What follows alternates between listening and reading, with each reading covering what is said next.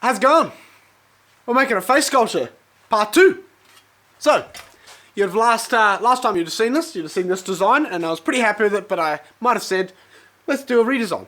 Redesigned it because I didn't feel this conveyed enough emotion and design intent that I had, added details to the eyes, nose, and mouth, and now I feel like it's hitting it on the mark. So we've got sad looking eyes, happy smile, and the whole thing looks a bit like a face mask. So the point is, you're covering up your emotions with your mask of emotions, but the eyes, which are important to your soul, are can't lie. So you're showing your true emotions through your eyes while still trying to put on a brave face and false happiness or a false smile. Anyway, enough of that. There's a whole bunch of design installations that I've got planned with this. At least 3 was the goal.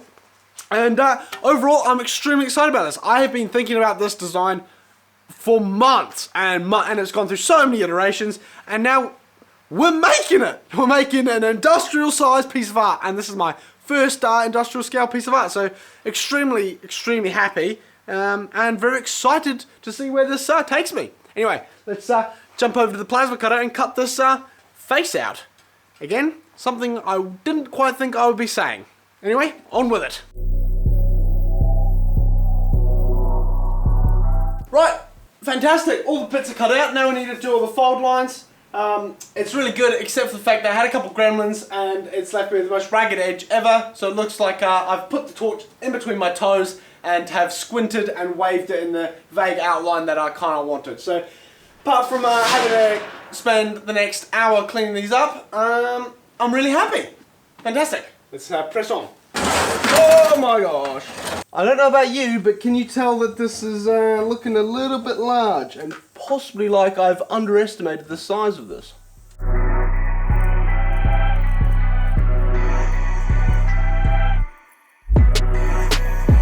Right, that's one down. I've got 6 more to do. I'm not going to film that because I'm sure it's quite boring watching me draw some lines. Folks, we've got all the vivid marks for where to score. We've got our cut-off wheel. We'll go through, do nice deep score marks so we can still hand fold everything, but still make sure everything is still one piece. Otherwise, this will suddenly become quite the puzzle.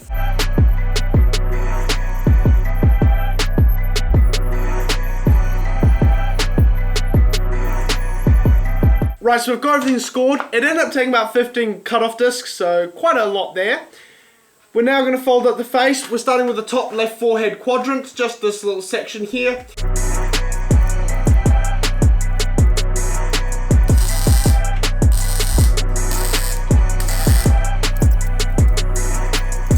Right, so it's coming along really well. Unfortunately, I had the forehead all welded up and good to go, but it kind of just started pulling apart because it's kind of just like a cup like this without any, I don't know, cross bracing, so it kind of just wanted to splay out. Anyway, it meant I couldn't join another piece to it, so what I ended up having to do is make the nose completely and try and get that perfect, and then I started mounting the head sections to it. Got one head section mounted, now I'm going to mount the other side of the forehead. Once we've done that, then we'll have the top section of the head done, then we've got the cheeks and the mouth. I don't know, I'm finding it pretty okay. It's really fun. This is, I don't know, it's like the ultimate puzzle, except for the fact that you really got to build up quite the sweat to wrestle this into place. So, yeah, pretty fun.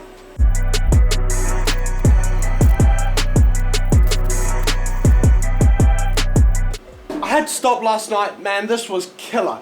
This panel up here, about 10 attempts to weld it in place to get this bottom panel to fit. If that was out by a few degrees, this bottom panel didn't fit at all. So I got it working eventually. It just kept snapping welds, ripping seams and buckling, so that were the main issues.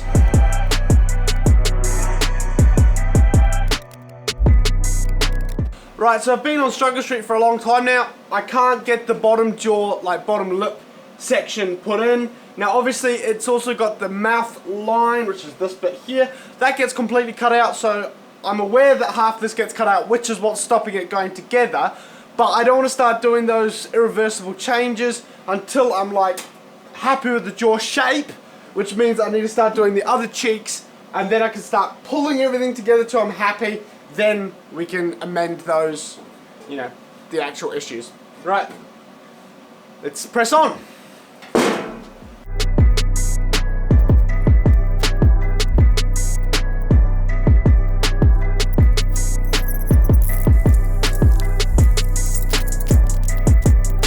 do you think? I'm pretty happy. Obviously, all the gaps will be seam welded, and then I'll have to grind everything back. All the ones that are just fold marks, I probably won't. I'll seam weld on the inside, and I'll hopefully not have to grind them all. Obviously, it's a bit of a beak of a nose, and the jaw, bit skewed to the side, isn't it? So I'll put it back down, and I'll hopefully fix the jaw, bring this cheek in, and this head section out, I think. And what I've done is I've gone around and plus and minus on the panels I need to pull and maneuver. Let's lift it down gently and continue. It's really freaking heavy, by the way. Just getting it here, quite a mission. I've had it. Okay. You're gonna have to move. Alright, can you still see? Oh, it's so difficult. Filming is hard. I'm not very good at it. Right, I've already forgotten what I was doing.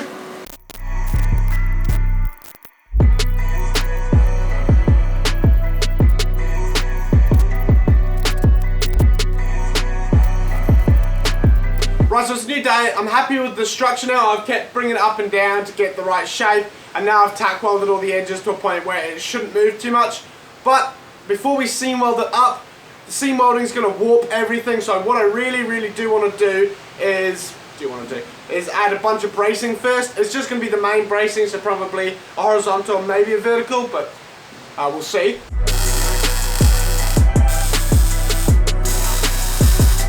We've got the bar on, pretty happy. It honestly makes this whole thing feel so different. Now what we're going to do is take the measurement here, slap in that chunk, and yeah, smile while doing it.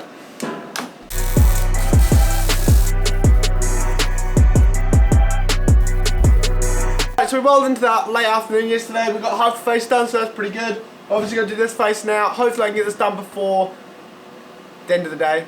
I should be able to get it done within maybe half the day, then we can start looking at cleanup, but we will see. Right, a quick tip for MIG welding: take your nozzle off and clean it as much as you can. You don't want any slag or splatter build up in the nozzle. If you do, you impede the gas, the shielding gas, so you end up getting less ideal welds, as well as the cup or nozzle can start sticking to the material because you end up with a build up of slag that just binds to the steel when you're welding. All of that is just non-ideal for a good weld, so make sure you clean it off as much as you can. Now, when you clean it up, be gentle. If you're rough, this is soft copper. These, hardened steel, they'll just start ripping at the copper. Once you do that, you'll end up with this ragged edge that lets splatter just bind straight to it, and then you'll get these build-ups really quickly and often. That's usually the time that you need to replace your nozzle. Obviously, I've got a whole bunch of life left back in this, but if you are rough, you will speed up that process and have to change your tips more often, and it's just more costly. Now, once you've done that, hit it with a bit of anti-splatter. I like to use non-toxic anti-splatter, but you use whatever you use. Squish down the middle, and honestly, less splatter will stick to it, and you'll just increase the time between having to clean out your nozzle.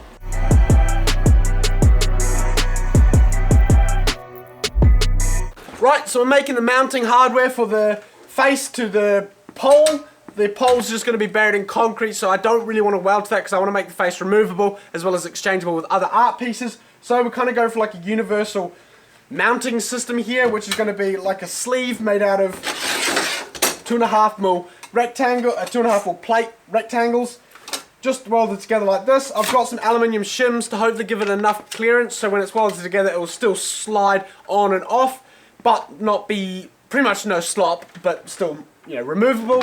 The last thing you want to be doing is wrestling and wobbling back and forth to put it on and take it off, so that's hopefully going to negate that. Then we've got these two plates with holes in them. I don't know what size fastener I'm going to use yet, maybe a 20mm bolt, but I've cut it out to 12 for now. One will be welded inside the square section all the way in, well, in about 5mm. And then you've got this one which is welded to the sleeve. By putting a bolt through, you'll be able to thread onto this inner plate which will have a nut on it, and you'll be able to pull this sleeve right onto the square section and get a really nice tight fit. Obviously the square sleeve's what's welded to the face, and that's what's going to be like the joining surfaces. I hope that makes sense. I think I've overcomplicated something that's very simple in my explanation, but anyway.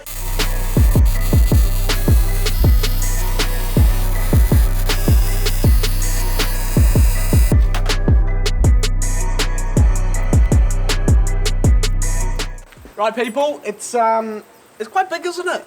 Now, if you look at this, obviously you can't see it from that distance, but if you take my word for it, the welds aren't that pretty. The welds on the inside I think look quite nice, but on the outside I've got a bit of penetration, so it's just uneven. Now, in my mind, the low poly panel look is what this is. So if I start rounding edges, you're trying to turn this into something that it's not, and I don't know, I don't think it's going to look nice. I obviously have no idea, and in the future I will know because I will have done it, and I'll be like, oh yeah, that looks fine, that looks good. But my aim is to keep the grinder perpendicular to the panels, get nice sharp lines, but if there's gaps and it looks a bit uneven, it's okay. It's all about keeping a sharp edge at the moment. Obviously I will come back and reassess.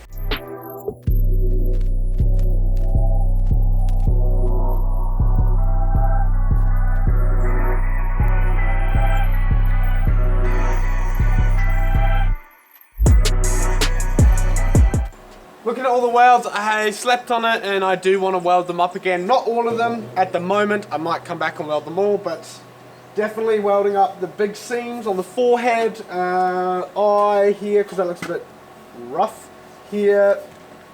Just going to go over, weld it up. It's just going to be a quick blast with the welder. I'm not going to do a real nice stitch, except for here, where I might grind it back and do a really nice stitch, and it's just a show weld, because getting in there with the grinder is just going to look a bit rough, just like the mouth here, so just got to keep that in mind. Apart from that, I think it pretty much speaks for itself. Going to weld it up just to make it look a bit cleaner. Alright, let's crack on.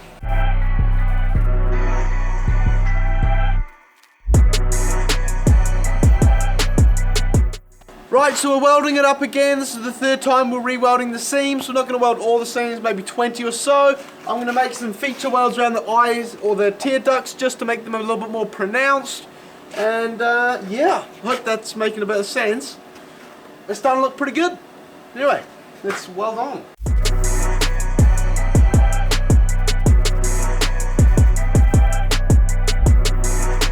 Right, I think I'm happy with it now. That's another day of just grinding.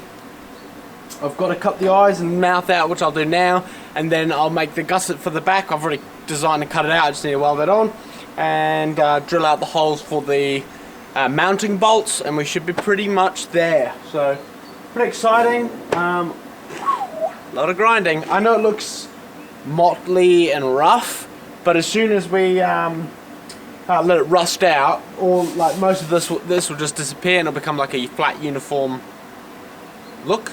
I hope. Don't quote me. We will see very shortly, I guess. Alright. Let's cut this out.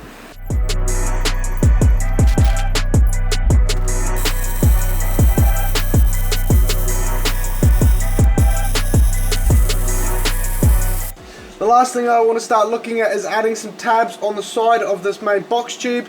The reason I want to do that is so if you get this on and it galvanizes, no, it just rusts, it will stick to the main tube that it's mounted on. So we want to make some tabs so you can add a standard motorbike clutch puller, etc. So you can back your bolt out nearly all the way, put a clutch puller on, tighten down the clutch puller, and you'll just pop this straight off. Otherwise, how are you going to lift this off this tube if it somewhat corroded on? That's my thinking. Anyway, so let's cut some little sections out and mount them on there.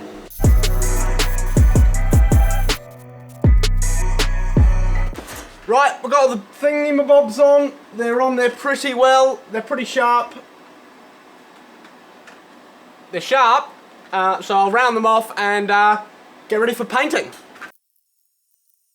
Right, here's the hole. Pole is on the ground, sitting on a brick. That's just to lift it up, make sure the concrete goes under you so it's sitting on like a foot, as well as it seals it off from the water so it won't just rot through. I've made sure that the pole is extremely scratched with its new paint job when I brought it down. That's just so it's got that nice weathered look. So it's fantastic. I'm probably going to have to come down and repaint it. But that's okay, we're not going to let this hold me back. I've already had enough delays. Let's put it up. Yeah, we've got the wheelbarrow. 240 kilos of concrete to start mixing. By hand, because that's all I've got, some shovels. Alright. Let's crack on.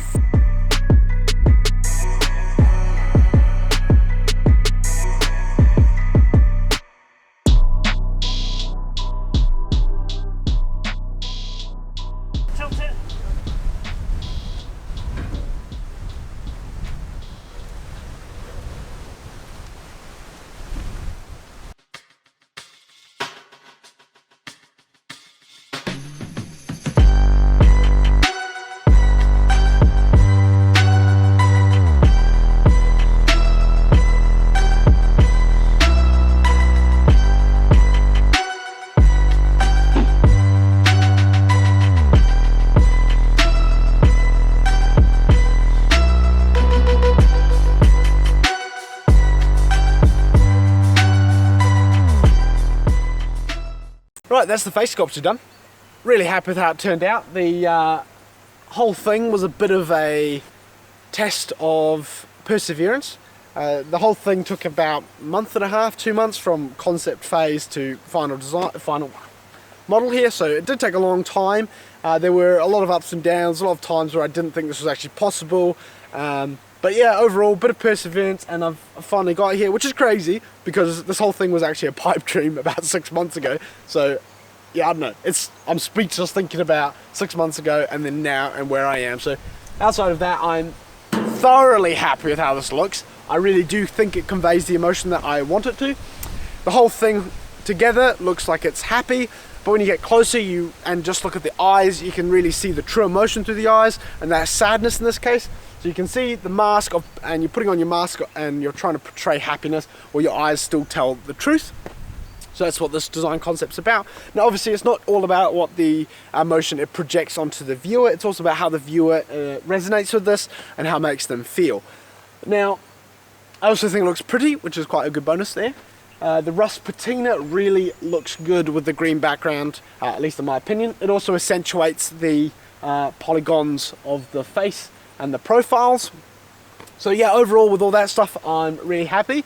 Now, this whole thing has been an extremely enjoyable journey, and I am so happy with how this has turned out, and I enjoyed so much of it that I've already started planning my next art piece. So you stay tuned, and you'll see that one coming up at some point. Outside of that, I hope you enjoyed this, and I hope it tickled your creative bone. So yeah, thanks for watching, and yeah, like and subscribe and share, because I'm a slave to the algorithm, and catch you next time. Thanks for watching.